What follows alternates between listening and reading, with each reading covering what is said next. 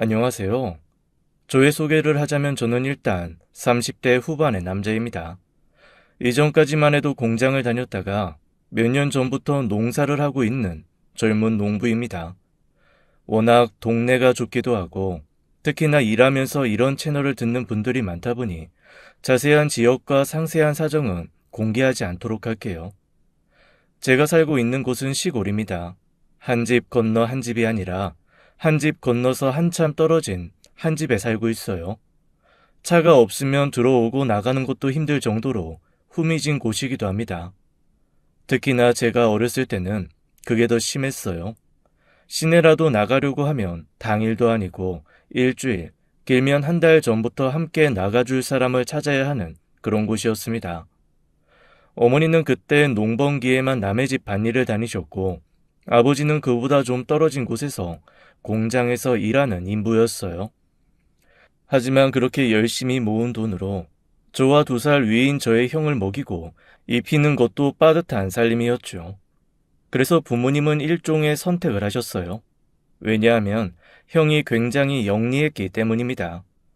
어린 저 역시도 그게 괜찮다고 생각했을 정도로 부모님은 제게 그런 말을 했었어요. 너희 형만은 공부시켜서 성공시킬 거다. 집안을 일으킬 거다. 라는 말이었죠. 실제로 형은 욕심도 많았고 승부욕도 강했어요. 머릿수가 얼마 없는 작은 시골 학교이긴 했지만 한 번이라도 1등을 놓치면 잠도 자지 않고 밥도 먹지 않을 정도였으니까 말입니다. 저는 그런 형이 자랑스러웠어요. 선생님들도 제 이름보다는 형의 동생으로 기억해줬지만 상관없었습니다. 저는 형과는 성격이 정반대에 가까웠고 느긋한 성격이었으며 욕심도 없었거든요. 무엇보다 공부를 못했죠. 지금 생각해보면 그게 요즘에 말하는 집중력 장애 이런 것 같아요. 하지만 당시에 그런 증상에 대해서 아는 사람이 없었고 그냥 산만하고 덜 떨어진 애라고 주변 어른들이 생각하시곤 하셨습니다. 저를 보면 혀를 끌끌 차는 할아버지, 인상을 찌푸리는 할머니도 형만 보면 그렇게 좋아하셨어요.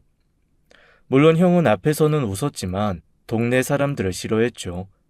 형이 먼저 중학교를 올라갔을 때쯤에 서울에서 한 아이가 전학을 오면서 잠깐이나마 형과 가까이 지냈어요. 그때부터 형은 입버릇처럼 늘 그런 말을 했었습니다. 자기는 서울에 꼭 가겠다는 말이에요. 서울. 제게 있어서 그곳은 막연하기만 한 곳이었습니다. TV에서 보면 화려하고 불빛들이 가득하며 좋은 옷, 좋은 차를 탄 사람들이 많은 곳이었으니까요. 시골은 지긋지긋해. 이 악취, 똥냄새. 난 꼭 여기에서 벗어날 거야. 형이라면 가능하지 않을까? 공부도 열심히 하고 하면. 너 바보냐? 아, 맞다. 너 바보 맞지? 받아쓰기 빵점이라니. 서울을 가려면 돈이 있어야 해. 머리가 좋다고 무조건 가냐? 어? 아이, 우리 집 돈 없잖아.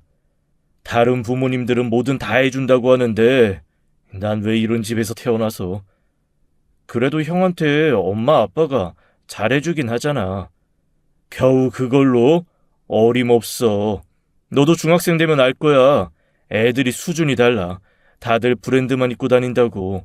나처럼 이런 신발 아무도 안 신어. 알아? 예쁘기만 한데. 넌 어려서 모르는 거야. 나중에는 너도 원망할 거야. 그리고 너도 서울에서 살고 싶어서 난리를 치겠지. 난 여기가 좋은데? 그러니까 받아쓰기 빵점이나 받지. 그래. 넌 평생 여기서 살아. 비록 밥을 굶을 정도는 아니었지만 저희 집은 여유로운 편은 아니었습니다. 그럼에도 부모님은 형에게만큼은 할 수 있는 선에서 최선을 다해서 지원해줬어요. 또한 그럴 수밖에 없는 게 형은 받을 때까지 난리를 피우곤 했습니다. 중학교 입학과 거의 동시에 신발과 가방이 그 첫 번째였는데 친구들과 똑같이 고급 브랜드를 사달라고 조르기 시작한 거였어요. 이걸 정확히 기억하는 이유도 정말이지 밤낮 할 것 없이 칭얼거렸고 어린 제가 봐도 너무하다 싶을 정도였기 때문입니다.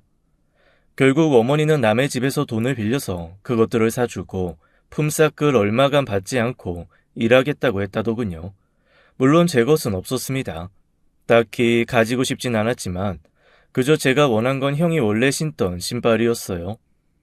그런데 형은 자신이 신었던 신발을 태우고 말았습니다.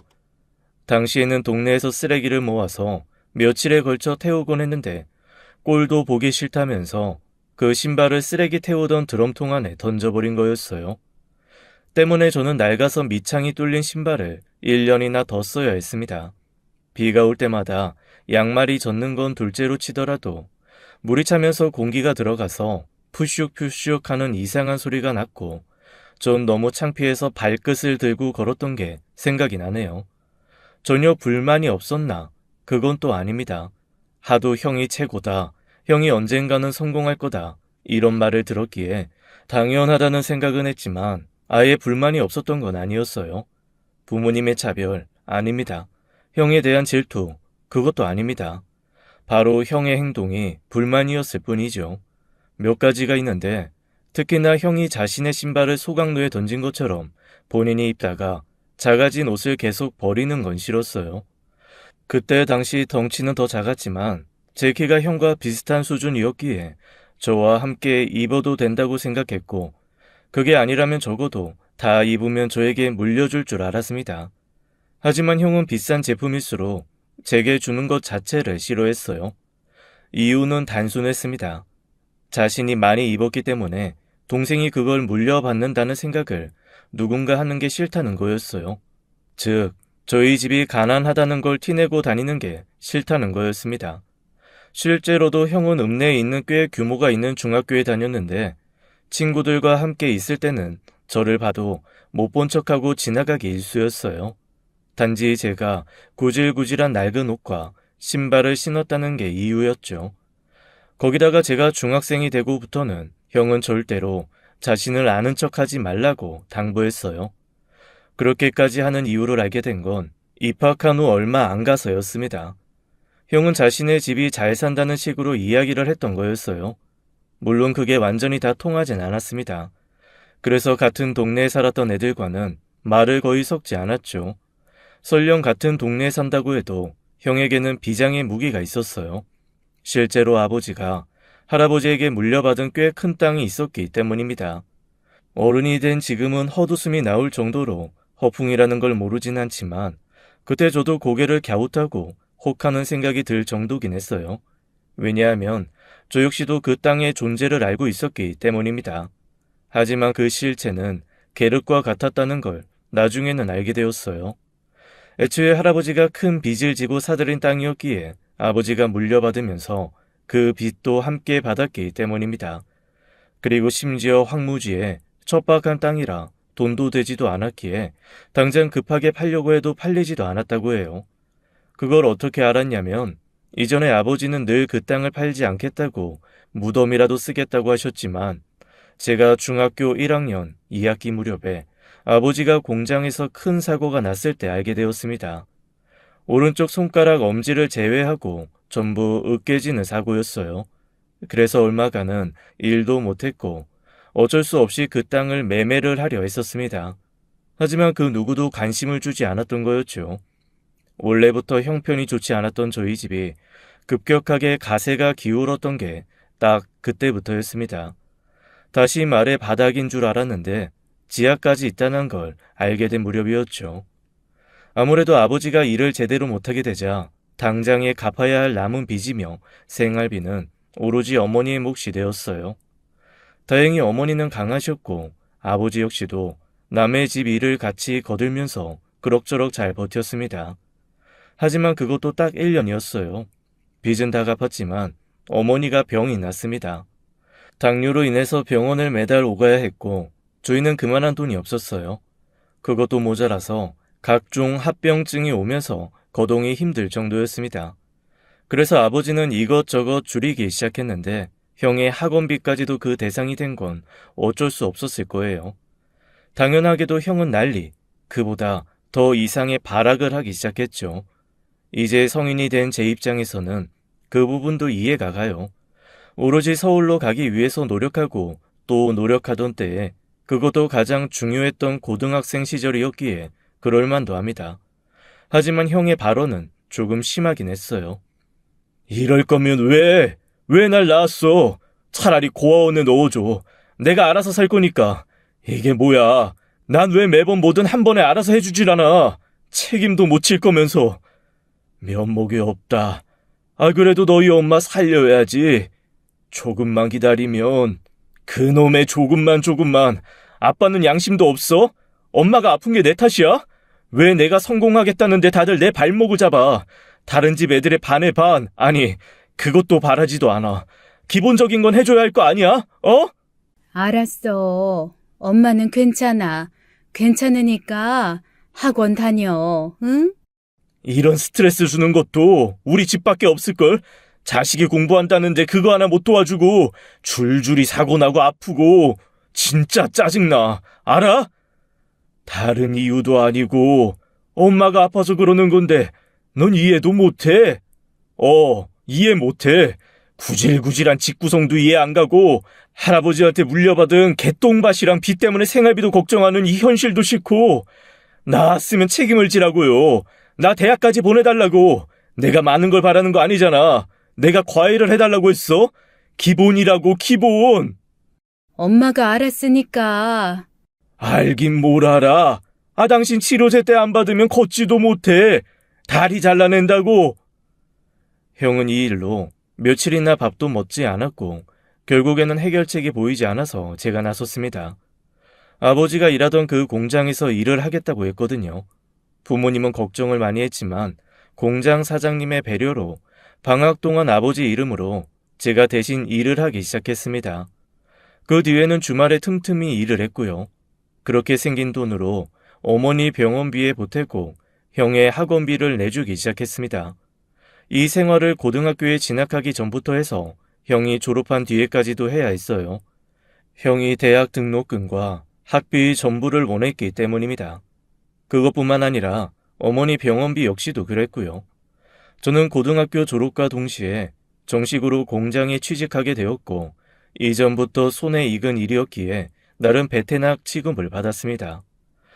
주로 제가 했던 것은 아버지가 예전에 했던 단순 노동보다는 전문직이었어요. 바로 용접이었습니다. 고등학교 2학년 무렵에 용접 기술이 돈이 된다기에 경력자에게 달라붙어서 배우기 시작해 제법 잘하게 되었어요. 돈이 되는 건 맞았지만 일은 굉장히 고된 일이었습니다. 불꽃 앞에서 일한다는 게 힘들다. 이 정도는 상상으로는 충분히 그랬죠. 하지만 더 힘든 건 제 기준에서는 색가루가 살에 박히는 거였어요. 일이 끝난 저녁이면 따갑고 아프고 심할 때는 화끈거리기까지 했습니다. 더구나 오래 일에 노출되면서 눈이 시력이 떨어졌고 귀도 잘 들리지 않았어요. 그래서 제가 눈을 돌린 게 농사였습니다.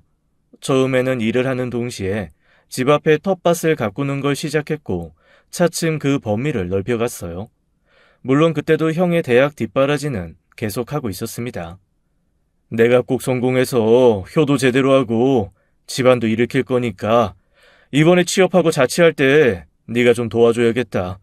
이 정도는 해줄 수 있지. 내가 너 믿어. 형이 꼭 보답은 할 거야. 알지? 당연히 알지. 형은 우리 집에서 유일한 자랑이잖아. 너도 조금만 더 고생해. 그러면 금방이다. 그 다음은 내가 할 거고. 고생은 무슨. 너 고생하는 거 형이 알아. 엄마도 아프고 아버지도 그렇고. 하지만 이 선택이 너나 우리 집 모두의 미래를 바꾸는 길이야. 알았어, 형. 걱정해줘서 고마워. 나야말로 뒷바라지 해주니 너무 고맙지. 그나저나 이번에 300 정도 필요한데 말이야. 이런저런 면접에 준비할 것도 필요하거든. 가능해? 어떻게든 해봐야지. 걱정 말고 조금만 기다려봐. 저희 집은 그렇게 형이 돈이 필요할 때마다 허리띠를 졸라야 했어요. 그럼에도 형은 희망이었고 미래라고 생각하는데 의심한 적이 없었습니다. 저는 새벽같이 일어나서 농사를 지었고 아침에는 출근을 해서 용접일도 했어요. 허리며 어깨며 성한 곳이 없었지만 형이 취직만 하면 생활이 좀 더 편안해지리라 하다못해서 농사만 지을 수 있는 정도만이라도 바랬습니다. 물론 용접보다 농사가 더 쉬워서는 아니었어요.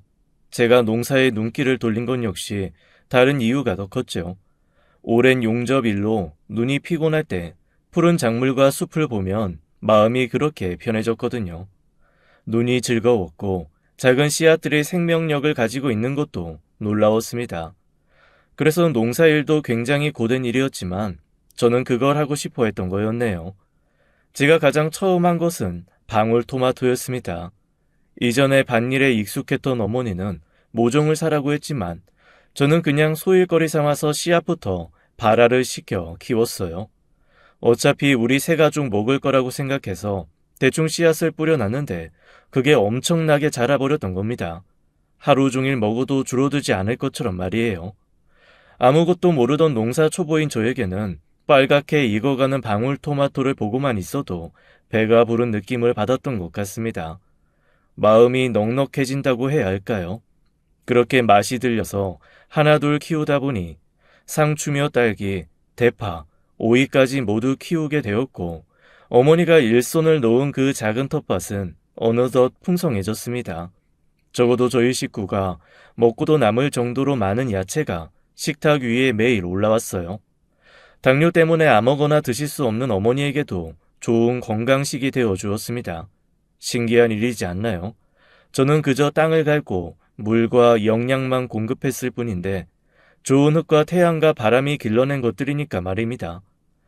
일이 힘들고 고되어도 그것들이 자라는 걸 보면서 버텼고 웃을 수 있었어요. 그러다가 형이 취직을 할 무렵에 저에게도 좋은 일이 생겼습니다. 꿈에 그리던 여자친구를 사귀게 되었거든요. 그 시골 동네에 제 또래 여자들은 이미 찾아보기 힘들었는데 공장장님 지인의 소개로 그 사람을 만나게 되었고 곧 연인 관계로 발전했습니다. 저처럼 시골에서만 쭉 살아오긴 했지만 얼굴도 예뻤고 성격도 굉장히 밝아서 만나기만 해도 기분 좋은 사람이었어요. 그런데 문제가 하나 있긴 했습니다. 그녀 역시도 형처럼 서울에 대한 로망이 있었던 거였어요. 근데 오빠네 형은 언제 내려와? 취직하면 내려온다고 했잖아. 우리 형? 근데 취업하고 초반에 많이 힘든가 봐. 다들 그렇잖아. 그래도 명절에도 안 오고 부모님 생신도 건너뛰고 좀 그렇다. 에이, 이유가 있으니까 그렇지. 근데 형은 왜? 서울에 살면 어떨까? 그게 궁금해서 그렇지. 형이 성공하고 대기업 취업하면 어쩌면 오빠 식구들 다 여기 뜨나? 부모님은 그럴지도 모르는데 나는 글쎄 잘 모르겠는데. 오빠는 욕심도 없어? 거름 냄새, 똥 냄새 풍기는 여기서 살고 싶어? 일이 여기 있고 집도 있는데 굳이 서울? 에이, 내 주제에 거기서 일을 구하지도 못할 텐데 무턱대고 올라가긴 그렇지. 그때는 못 간 거라며. 욕심 가지면 되는 거지. 이번에는 오빠네 형한테 뒷바라지 시키고 오빠가 공부하면 되잖아. 됐어. 나 원래 공부에 관심도 없었어. 무슨 사람이 그렇게 욕심이 없어? 그럼 이 지긋지긋한 곳에서 결혼하고 애 낳고 그렇게 평생 촌촌촌 촌놈 소리 들으라고? 촌이니까 촌사람이라고 하지. 너희 부모님도 농사 지으시고 나도 농사꾼이 되어서 같이 돕고 그러면서 살아도 좋잖아. 그게 청혼이야? 그건 아니지만 그런 삶도 나쁘지 않다는 걸 말하는 거야. 난 여기 지겨워. 결혼도 서울에서 하고 싶다고. 냄새나고 더럽고 이런 시골집 말고 아파트에서 살아보고 싶단 말이야. 제발, 어? 오빠네 형이 가자고 하면 가자, 어? 나도 데려가. 알았어? 어? 아, 일단 생각해보자. 연애도 잘 풀리지 않았지만 무엇보다 문제는 형이 연락이 거의 되지 않는다는 거였습니다. 부모님도 바쁘겠지 하고 넘어갔지만 그게 1년, 2년이 넘어가자 이건 좀 너무했다 싶었네요. 그래서 제가 휴가를 받아서 회사를 쉴 때 서울로 올라가게 되었습니다. 그때 제 여자친구가 같이 가겠다고 고집을 피워서 어쩔 수 없이 데리고 갔고요. 그게 문제였을까? 지금 생각해보면 어디서부터 뭐가 잘못되었는지 모르겠지만 그때 그건 제가 후회하는 것 중에 하나였습니다. 서울까지 가서 만나게 된 형은 번듯하게 자리를 잡고 있었어요. 꽤 좋은 회사에 취직한 상태였고 전세이긴 해도 넓은 집에서 살고 있었죠. 무엇보다 고가의 외제 차량까지 타고 다니고 있었어요. 브랜드, 이런 건 잘 모르지만 누가 봐도 비싸 보이는 것들을 몸에 차고 있었습니다. 저는 당연히 형에게 연락이 왜 되지 않는지 따져 물었어요.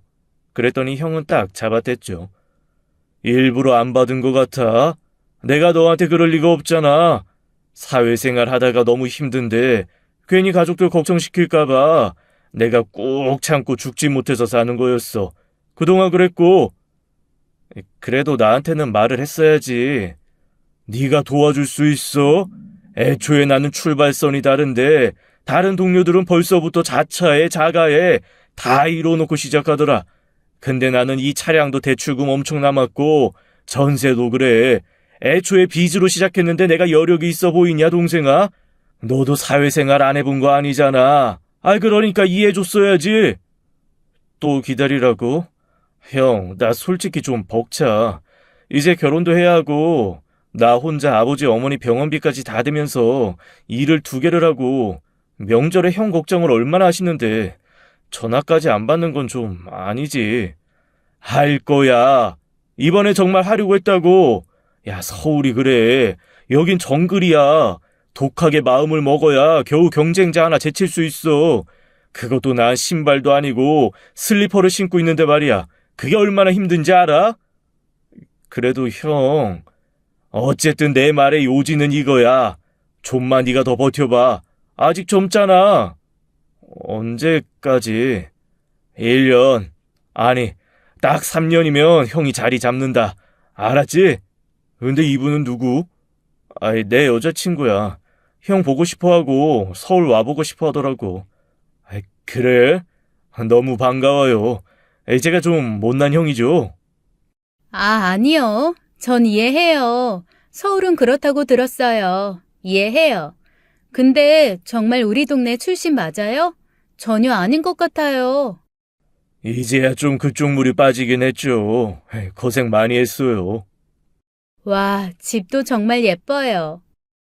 자주 놀러 와요. 온 김에 제가 서울 관광도 시켜줄 테니까 놀다 가고요. 와, 정말요? 저 진짜 기대 많이 했어요. 서울 처음 왔거든요. 그래요? 그럼 더 재밌는 곳으로만 데리고 가야겠네요. 서울에 자리 잡은 형과 서울을 동경하는 제 여자친구는 죽이 잘 맞았어요. 괜찮은 맛집을 돌아다닐 때도 호호하하 둘이서 난리가 났죠. 저는 그곳에 있었지만 신격은 계속 다른 곳에 있었어요. 이 이야기를 다시 하면 부모님이 어떤 표정을 지을지 걱정이 되었기 때문입니다. 3년, 딱 3년만 더 참으라는 형이 원망스러웠고 저는 솔직히 그때 좀 지쳐 있었어요. 오랜 시간 일을 했지만 제 손에 남은 돈이 거의 없었기 때문이었습니다. 이대로라면 여자친구도 저를 기다려주지 않을 것 같아서 조급했고 그때는 이미 30에 가까워졌기에 나이도 적다고 할 수는 없었으니까요. 그런데 그 서울 나들이가 저희의 이별 여행이 되고 말았습니다. 어느 날부터 여자친구가 바빠졌어요. 그전에는 제가 바빠서 못 만나는 경우가 많았는데 그 여행을 기점으로 부쩍 서울에 자주 올라갔기 때문입니다. 말로는 그곳에서 혼자 돌아다닌다고 했는데 어떨 때는 아예 집에 며칠씩 들어오지 않기도 했고 그때마다 제 연락도 받지 않았어요. 그래서 하루는 여자친구의 부모님의 부탁으로 서울에 올라가면서 연락을 계속했는데 전화기가 계속 꺼져 있어서 포기하고 형의 집으로 발길을 돌렸죠.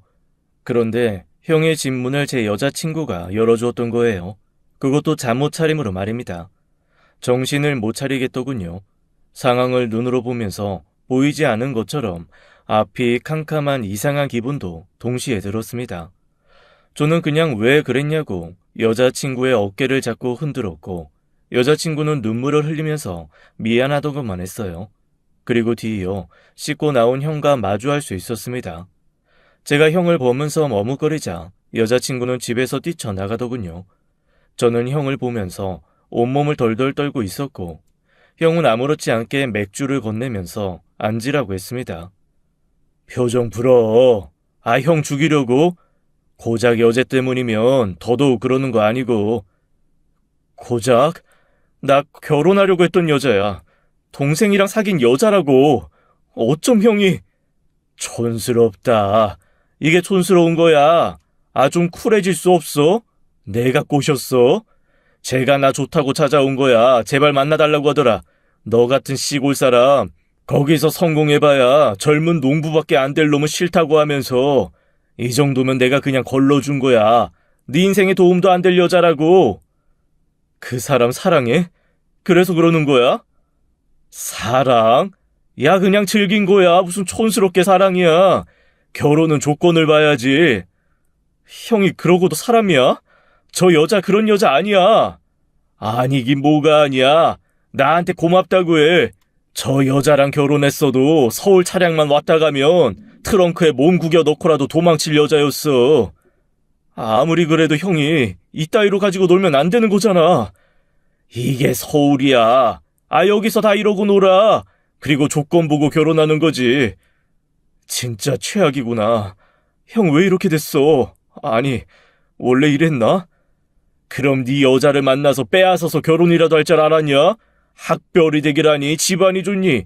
언감생심 몸으로 나랑 결혼? 얼굴로 나랑 미래를 꿈꿔? 그건 꿈이니까 자유이긴 하지만 현실은 촌사람은 촌사람끼리 만나서 농사나 지어야 하는 거야. 알아? 형은 아니, 우리 가족이 부끄러워? 솔직히 말해봐. 짜증나. 부끄러운 수준이 아니라 할 수 있다면 내 혈관 속의 피를 다 뽑아서 던져버리고 싶을 정도로 싫어. 지긋지긋한 가난에 손가락까지 잘린 아빠. 없는 것이 훨씬 나아. 그러면 나 혼자 자수성가한 사람이 되는 거잖아. 이런 내 조건, 이거 고아보다 치명적이야. 어떤 여자가 병든 엄마, 아빠, 못 배운 동생까지 줄줄이 소시지처럼 달린 나한테 결혼을 하겠다고 하냐? 형은 그럼 애초에 우리 집을 일으킬 생각 없었어? 그런 거야? 왜 없어? 있지. 내가 일단 집 사고 그 다음에 차도 사고 뭐 먹고 살만하면? 정말 형, 혜택은 혼자 다 받고 이게 무슨 짓이야? 당연히 받아야 되는 거지. 남들은 다 받는데 그게 혜택이야? 아니면 나치를 말든가. 지들이 책임을 지는 거고 난 의무 다 했고. 그러면 넌 어차피 공부 포기했잖아. 네 인생이 나 때문에 바뀐 것처럼 굴지 마. 애초에 넌 그렇게 살 팔자였고 난 여기서 산 팔자고. 말이 나와서 말인데 이쯤에서 인연 끊어도 좋아. 저 여자도 데리고 가도 아무 상관없고. 저는 형의 멱살을 잡았고 얼굴 위에 주먹을 날렸어요. 제게 욕을 하면서 반격하려고 했지만 농사일과 노가다를 하면서 생긴 제 손아귀 힘을 벗어날 수는 없었습니다. 오히려 대롱대롱 매달린 것처럼 보였네요. 저는 놔달라고 소리를 지르고 있는 형을 힘껏 밀어서 넘어뜨렸고 그 자리를 벗어났습니다. 그리고 집으로 돌아가자마자 아버지에게 뺨을 맞았어요. 형이 그 사이 전화로 제가 때린 부분을 이야기한 모양이었죠. 하지만 예전처럼 저도 호락호락 아버지의 말에 고개를 숙일 생각은 없었어요.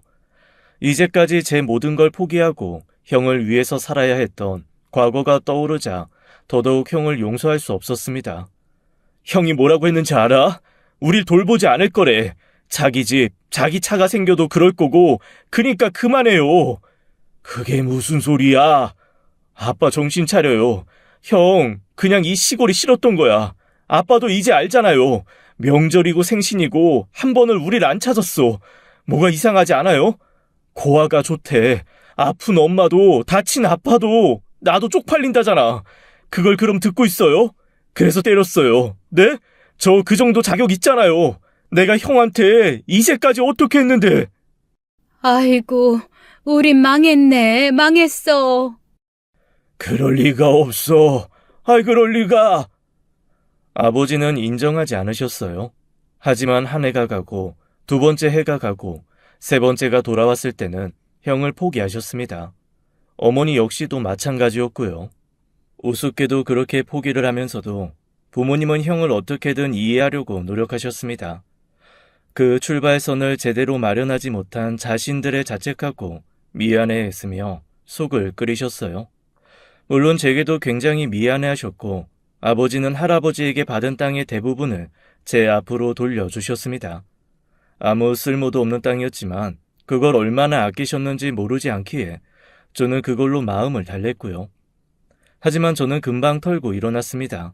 아니, 오히려 형이 제 인생에서 빠지자 저는 활기가 넘쳤어요. 오로지 일에만 몰두했고 더 이상의 지출이 없으니 여유가 생기기 시작했습니다. 그래서 마을 주민 중에 한 분에게 하우스를 하나 넘겨받아서 제대로 농사에 도전하기 시작했어요. 출발은 순조롭지 않았지만 최대한 많은 것을 배우기 위해서 발로 뛰었습니다. 그러다가 만나게 된 것이 바로 오늘날에 흔하게 볼 수 있는 키 작은 토마토였어요. 왜 하필 토마토였냐 물으시면 아무래도 처음 길러 먹은 게 그거였기 때문일 겁니다. 보통의 방울토마토는 굉장히 높게 자라요. 그래서 지지대로를 해주고 여러 부분 손이 많이 갑니다. 하지만 한번 키워놓으면 많은 열매를 수확할 수 있어서 좋거든요. 그런데 시대가 바뀐 만큼 집에서는 기를 수 없기에 키가 작은 방울토마토는 굉장히 매력적으로 느껴졌습니다. 비록 일반 방울토마토보다는 수확량이 떨어지긴 하지만 관상용으로도 예쁘니 저는 그걸 도전했어요. 그리고 인터넷 판매를 개척해서 모종과 씨앗을 판매하기 시작했습니다. 그걸로 인해서 성공했다, 이런 건 아니었고 먹고 살 정도로만 벌었어요. 그래도 한번 인터넷으로 모종을 판매하기 시작하니 다른 모종들도 속속 팔렸고 틈틈이 일을 해야 했던 공장도 그만두고 전념할 정도로 사업은 잘 되어가고 있었습니다. 예전보다 2배 정도는 수입이 났고 잘 팔릴 때는 몸이 불편한 어머니와 아버지도 손을 거들어야 했을 정도로 있었죠. 하지만 이것은 그저 이전보다는 좀 많이 여유로운 정도였을 뿐이었네요. 사실 그것보다 더 큰 건 바로 아버지가 빚과 함께 물려받은 그 땅이었습니다. 바로 그 땅에 도로가 들어서게 되었다고 하더군요. 마을 사람들도 난리가 났고 특히나 저희 집은 로또를 맞았다며 부러워했습니다. 그리고 그런 소식을 들었는지 하나 둘 저를 찾아오기 시작했어요. 가장 먼저 온 것은 헤어지게 된 여자친구였죠. 오빠, 소식 들었어. 정말 축하해. 이제 서울에서 살 거야? 하, 서울? 너 아직도 그러고 다니냐? 왜 이렇게 공격적이야? 내가 실수했어. 인정해. 하지만 나도 이유가 있었다고. 난 좀 발전적이고 꿈이 있는 그런 사람을 원했어. 근데 오빠는 아니었잖아. 평생 시골에서 살 것처럼. 네 꿈이 서울에 올라갈 야망 있는 사람이면 네가 그런 사람이 되면 되잖아. 요즘 때가 어느 때인데 결혼으로 신분 상승을 노려. 네가 노력해서 가라고. 부모님이 허락을 안 해주시는데 어쩌라고. 너 나이 그럴 나이 아니잖아. 그리고 부모님 전화 안 받고 잘만 형이랑 같이 살더니 왜? 형이 너 쪽팔린데? 촌스럽다고 해? 아, 맞다. 격이 떨어진다고 했다. 그래서 버림받으니까 이번에 나한테 다시 온 거지? 실수였다고. 내가 실수했어. 실수는 길을 걷다가 혹은 차량에 올랐다가 배가 너무 아파서 바지에 지리는 게 실수고, 너는 실수가 아니라 의도했던 거야. 맨정신으로 서울로 가는 차표 끊어서 올라가서 버스 타고 형네 집 앞으로 가서 갈 데 없으니까 자고 가겠다고 한 게 너라고. 오빠, 나 오빠밖에 없는 거 알잖아. 어? 어쩌지? 나 네 말대로 부자가 될 거라서 너랑 나랑 격이 안 맞는데? 확실히 돈이라는 게 좋긴 하더군요. 그날 이후로는 코빼기도 볼 수 없었던 여자친구가 제 앞에 무릎을 꿇고 비는 모습을 볼 수 있었으니까 말입니다. 그리고 그게 끝이 아니었어요. 바로 소식이 아예 단절되었던 형이 찾아온 거였죠. 형은 자신에게도 정당한 권리가 있다면서 배운 티를 냈어요. 솔직히 저도 저희 부모님도 배운 게 없고 그런 법률적인 것은 몰랐습니다. 하지만 확실한 건 형이 이전과는 달라 보였다는 거였어요. 좋은 차도 멋진 시계도 하나 없는 모습으로 흐트러진 상태였죠. 그리고 다급해 보였어요. 저는 그런 모습을 잘 알고 있었습니다. 바로 제가 어린 시절 형의 학비를 마련하기 위해서 뛰어다닐 때의 모습이었으니까요. 형, 돈 떨어졌구나. 그게 무슨 말이야. 나 대기업 다니고 또 너도 받잖아. 내가 때 되면 부모님 모시고 그렇게 살 장남인데 권리는 나한테도 있어. 재산도 내가 더 받아야 하는 게 법적인 거고. 그래, 좋다. 그럼 얼마나 잘 모실 수 있는지 보자. 아버지, 아직도 미련이 있으세요? 형을 믿으시냐고요? 엄마도 말 좀 해봐. 난 찬성이야. 너희 형 하는 거 봐서 용서하고 싶구나. 봤냐? 이게 장남인 거야, 예송아. 형은 가식적인 웃음을 얼굴에 가득 피우고는 아버지를 향해 돌아섰습니다. 아버지, 제가 좀 늦었어요. 하지만 사회생활이 그래요. 저도 정말 면목 없지만 이제라도 다시 시작해요. 네? 그래, 그러자. 진짜 다들 미쳤어. 이건 아니죠. 아버지도 그러는 거 아니죠. 정말이지 화가 머리끝까지 나서 그대로 집을 뛰쳐나와 버렸어요. 제가 더 화가 났던 건 아버지도 그랬지만 어머니 역시 형을 반기시는 눈치였기 때문이었습니다. 그간 제가 그렇게나 잘 해드렸는데 배신감까지 들었어요. 부모니까 어쩔 수 없다 이렇게 생각하려고 했지만 제게 상처를 주고 제 결혼 상대까지 빼앗아간 형을 그렇게 쉽게 용서해 주는 건 아니라고 생각했습니다. 그리고 얼마 후 다시 돌아왔을 때 집은 가관이었어요. 형은 어머니의 팔 다리를 주무르고 있었고 아버지는 이것저것 형에게 심부름을 시키고 있었습니다.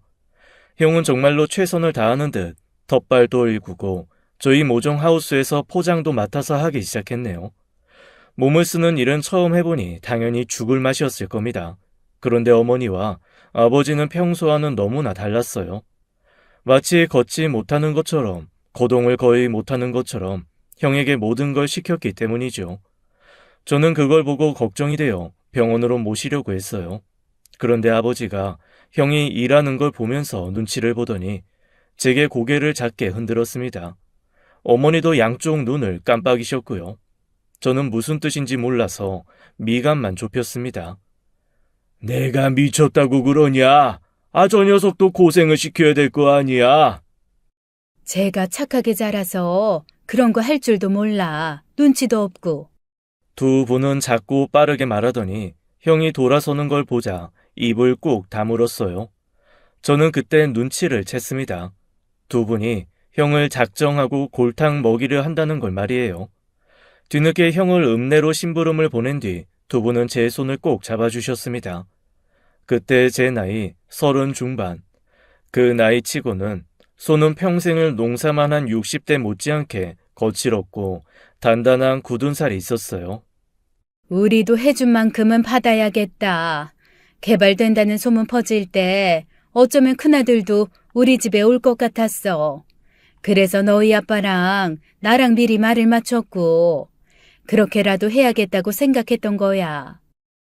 물론 그 땅을 전부 너한테 주진 못할 거다. 내가 어제인가 그제인가 변호사를 만나봤는데 내가 죽으면 소송에 갈 경우에 너도 일부는 나눠야 한다고 하더라. 이게 법이 그렇대. 최대한 증거인지 뭔지를 만들어주고 부양 의무를 제대로 지지 않은 부분을 감액하는 방법만 있단다. 엄마가 미안하다. 너를 그렇게 희생시키고 미안해. 내가 손만 안 다쳤어도 너도 좋은 학교 다니게 했을 텐데. 됐어요. 형 용서한 건 줄 알았어. 어머니 아버지가 원하시면 용서해도 돼요.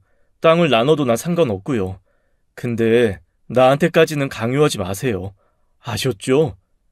그래, 그로마. 하지만 우리도 그렇게 쉽게는 주지 않을 거야.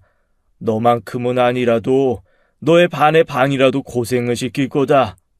그래, 나도 큰아들 효도 좀 이참에 받아보자.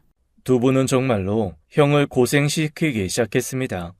초반에 심부름 몇 번, 밭일 몇 번은 아주 기초적인 수준이었고 나중에는 서서히 일을 늘려 남의 집까지 보내서 막무가내로 일을 시키기 시작했어요. 더구나 하필이며 그 밭 주인이 저희 아버지와 굉장히 친분이 깊었고 사정도 다 알고 있었죠. 그래서 형을 제대로 굴리기 시작했어요. 비가 오는 날이나 비가 온 다음 날 수확을 하지 않는 건 다른 이유도 많지만 겉은 질퍽거리고 속 땅이 굳어서 작업을 하기 힘들기 때문입니다. 그런데도 굳이 그날을 택해서 감자를 캐게 시켰어요. 그리고 다른 집에서는 양파를 작업하기 시작했죠.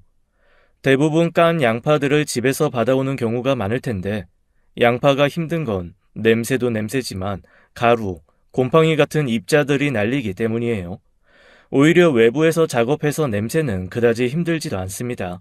하지만 마스크를 꼭 껴야 할 정도로 미세한 가루들이 괴로울 정도로 날려요. 그런데 그걸 마스크 없이 시키기도 했습니다. 형은 그 밭일을 끝내고 집으로 들어와서 다시 어머니 아버지 수발까지 들어야 했어요. 불만이 가득해 보였지만 목적이 있었기에 꾹 참는 것 같았습니다. 그러던 어느 날 형이 부동산을 다녀왔는지 제게 땅을 넘겨준 사실을 알아버렸더군요. 네가 가로챘어? 감히 부모님 땅을? 가로챈 게 아니라 정당하게 받은 거지. 형한테 들어간 학비, 어머니 병원비, 생활비까지 다 합치면 그 땅 사고도 남아. 좋은 말로 할 때 형한테도 절반 넘겨. 그게 법이야. 뭘 모르나 본데. 뭘 모르는 건 맞아. 그래서 나 변호사 구했어. 앞으로 법률은 거기서 다퉈. 야! 왜? 나한테 덤비게? 이번에 덤비면 나 그냥은 안 놔둬. 팔이든 다리든 하나 정도는 부러뜨릴 거야. 알았어? 내가 급해서 그래. 오죽하면 이래. 너도 나 알잖아. 모르겠는데? 내가 그러니까 회사 돈을 좀 썼어. 그거 채워 넣어야 해. 뭐? 회사 돈? 잠깐만 쓰려고 했어. 투자였다고. 투자를 하려고 회사 돈을 썼다고? 그거 횡령 아니야? 그니까 형 감옥 가게 생겼다고. 진짜 큰일 난다고. 왜 썼는데? 도박이라도 했어? 주식. 넌 몰라. 선물이라고 있어. 선물 거래. 이것도 다 부모님 탓이야. 애초에 내가 가진 게 많았으면 그런 식으로 돈을 벌려고 하지도 않았지. 언제까지 부모님 탓할 거야. 형은 뭘 해줬는데. 날 태어나게 했으면. 그래, 그건 바꿀 수 없는 부분이야. 근데 형도 사고 친 게 있으면 스스로 책임을 져야지. 부모한테도 책임을 물으면 형도 그래야지. 모든 걸 부모님 탓을 하면서 형 잘못까지 부모한테 묻는 거 아니야. 야, 나 좀 도와줘. 이번만 도와주면 내가. 부모님한테 하는 거 봐서. 나 휴가 연차 다 써서 여기 온 거야. 시간 없다고. 싫어, 절대로. 형이 좋아하는 그 법으로 해보자고. 변호사님이 그러더라. 법 좋아하는 인간들한테 가장 쥐약이 시간 질질 끌면서 감당 못하게 하는 방법이라고 말이야. 난 보다시피 돈도 있고 재산도 있고 여유도 있는데 형은? 이 나쁜 새끼, 넌 인간도 아니야. 내가? 아님 네가. 형 일은 형이 알아서 하고 부모님한테 매주 내려와서 효도 제대로 하면 그때는 생각해볼게. 이거 진심이야. 내가 이 일 아니면 그깟 땅 안 받아도 그만이야. 어디 두고 보자 우리. 그렇게 잘난 척하더니 형은 결국 서울과 이곳을 오가면서 살아야 했습니다. 제대로 쉬지도 못했고 매번 내려올 때마다 다리를 덜덜 떨면서 올라가더군요. 하지만 결국 우려했던 일은 터지고 말았고 형의 횡령 사실은 들키고 말았습니다. 다행히 차를 팔고 전세금까지 빼서 채워 넣었고 남은 금액이 엄청난 액수는 아니었기에 형의 퇴직금을 반납하고 자진 퇴사하는 것으로 마무리했다고 하더군요. 그렇게 모든 걸 잃어버린 형은 시골로 내려와야 했습니다. 촌스럽다면서 일을 갈던 그곳으로 내려와서 제 밑에서 일을 해야 했어요. 좋은 옷, 좋은 시계 대신 코팅된 목장갑을 끼고 까맣게 살을 태워가면서 땡볕에서 땀을 흘려야 했습니다. 형은 여전히 제게 그 땅을 내놓으라고 했고 매번 서울로 올라갈 꿈을 꾸고 있어요. 모든 걸 잃어버렸지만 다시 서울만 가면 새로운 인생이 펼쳐질 거라고 생각하는 듯 했습니다. 아직도 한때는 이라는 말을 하면서 이전의 자신을 자랑스러워했어요. 어떤 때는 그곳이 그렇게 좋을까 하는 궁금증이 일기도 했습니다. 병적으로 집착에 가까운 형을 보면서 이해를 할 수 없었거든요. 그러다가 딱 3년 전에 아버지가 뇌출혈로 병원에서 꽤 오랜 시간을 계시다가 돌아가셨습니다. 너무 갑작스러운 일이었지만 아버지가 유일하게 남겨둔 땅에 산소를 마련했고 그렇게 형에게는 제가 물려받은 일부의 땅을 매각한 돈을 넘겼어요. 아버지가 돌아가신 마당에 어머니 혼자서 진심에도 없는 효도를 받기도 싫어하셨고 저 역시도 더는 억지로 형을 남겨둘 필요는 없었기 때문이었습니다. 한편으로는 아버지가 원하신 만큼 형이 억지로라도 효도를 했으니 그 정도는 됐다 싶기도 했고요. 저 역시도 땅을 판 돈으로 꽤 좋은 집을 마련했습니다. 병원을 오가기 편한 도시로 갈까 싶다가도 그러지 못했고 대신 좋은 차를 한 대 장만했네요. 저는 현재까지도 거름 냄새가 물씬 나는 이 시골에 살고 있습니다. 통장에서 매달 나오는 이자만으로도 충분히 살 수 있었지만 일도 그만두지 않았어요. 아마도 평생을 땅을 파먹고 살아도 지겹지가 않을 정도로 좋아하는 일이 되기도 했죠.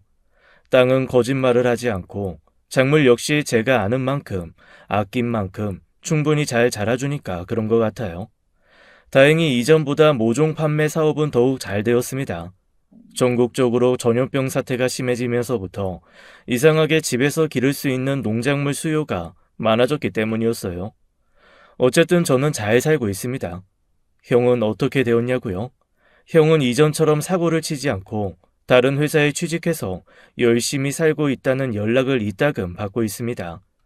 받은 돈으로 서울에 있는 작은 오피스텔을 매매했고 돈도 착실히 저축하고 있다고 해요. 그런데 아무래도 전 형이 조만간 서울을 정리하고 시골로 내려오지 않을까 예상하고 있습니다. 왜냐하면 형이 바로 얼마 전에 제게 사진을 한 장 보냈더군요. 형의 집 베란다에 놓여있는 키 작은 방울토마토에 열매 하나가 빨갛게 익은 사진이었습니다. 저는 그걸 받고 촌놈이라고 문자를 찍어 보냈어요. 형이 그걸 받고는 허허허 하고 웃었습니다. 복수로 시작되었던 반강제적인 효도가 어쩌면 형에게는 인생에서 꼭 필요했던 부분이 아닌가 싶기도 해요. 억지긴 했지만 그러면서 저를 이해하고 부모님 곁에 머물면서 제대로 보고 이해한 시간이 되지 않았나 하는 생각이 듭니다. 말은 쉽지만 타인의 입장이 되어본다는 것은 원래 어려운 일인 것 같아요. 그저 상상하는 정도에서 그치면 자신이 그 위치에 오르기까지 어떤 희생이 수반되어야 하는지 모르기 때문입니다. 비록 제게 지울 수 없는 상처를 준 형이긴 하지만 형 덕분에 지금의 아내를 만날 수 있었던 것도 사실이거든요. 그래서 이제 하나씩은 그 미움을 덜어가려 합니다. 무엇보다 누군가를 미워한다는 게 얼마나 힘든 일인지 알기 때문이에요. 이제 제가 바라는 건 크지 않습니다. 제가 키워내는 작물들처럼 노력한 만큼 행복해지기를 바라네요. 가족들 모두요. 형은 살짝만 빼고 말입니다. 제 글을 들어주신 분들도 모두 쑥쑥 행복해지세요.